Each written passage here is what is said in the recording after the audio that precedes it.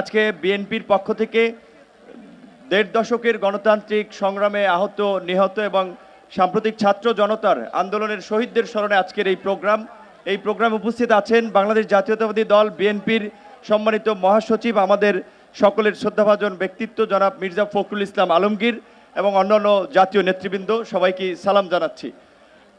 সাম্প্রতিক ছাত্র জনতার আন্দোলনের নিহত শহীদ সহ গত দেড় দশকে আমরা আমাদের অনেক ভাই বন্ধু স্বজনদেরকে আমরা হারিয়েছি। আজকের এই ছাত্র জনতার গণ অভ্যুত্থান এটা শুধু দেড় মাসের আন্দোলন সংগ্রামই হয় নাই, এটা গত দেড় দশকের একটা ধারাবাহিক আন্দোলন সংগ্রামের একটা সফল পরিণতি।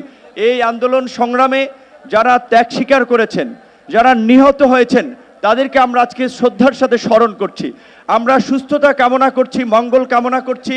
যারা আজকে আহত হয়ে পঙ্গু হয়ে এখনো শারীরিক কষ্টের সাথে দিন যাপন করছেন, এই সরকারের প্রতি আজকের এই দিনে আমাদের প্রত্যাশা থাকবে যে এই গণতান্ত্রিক আকাঙ্ক্ষার জায়গা থেকে এই মানুষগুলো জীবন দিয়েছে, প্রাণ দিয়েছে, একটা অবাধ সুষ্ঠু নিরপেক্ষ নির্বাচনের মাধ্যমে জনপ্রতিনিধিদের কাছে ক্ষমতা হস্তান্তর করে জনগণের গণতান্ত্রিক বাংলাদেশ বিনির্মাণে তারা কাজ করে যাবে।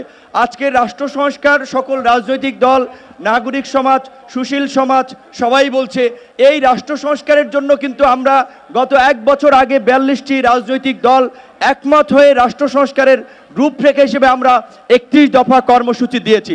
31 দফার পাশাপাশি আরও যদি সময়ের প্রয়োজনে যদি নতুন কোনো দাবি কিংবা দফা ইনক্লুড করার প্রয়োজন হয়, সেটার আলোকে আগামীর বাংলাদেশ সংস্কার করে আমরা জন আকাঙ্ক্ষার বাংলাদেশ বিনির্মাণ করব।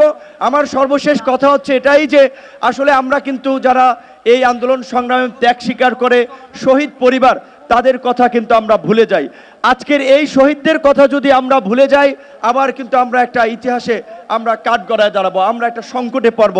তাই আমার বিনীত অনুরোধ থাকবে সকল রাজনৈতিক দলের প্রতি, বিশেষ করে সরকারের পক্ষ থেকে জুলাই ফাউন্ডেশন করা হয়েছে, পাশাপাশি রাজনৈতিক দলেরও যে দায়বদ্ধতা রয়েছে, প্রতিটি আহত নিহত নেতাকর্মী শুধুমাত্র জুলাই অগস্টে না, গত দেড় দশকের আন্দোলন সংগ্রামে যারা প্রাণ দিয়েছে, ত্যাগ স্বীকার করেছে, আহত হয়েছে, তাদের প্রত্যেককে যথাযথ ক্ষতিপূরণ এবং খোঁজ খবর আমাদেরকে রাখতে হবে। যেহেতু বৈরী আবহাওয়া, আমি আমার বক্তব্য সংক্ষেপ করছি। আল্লাহ হাফিজ।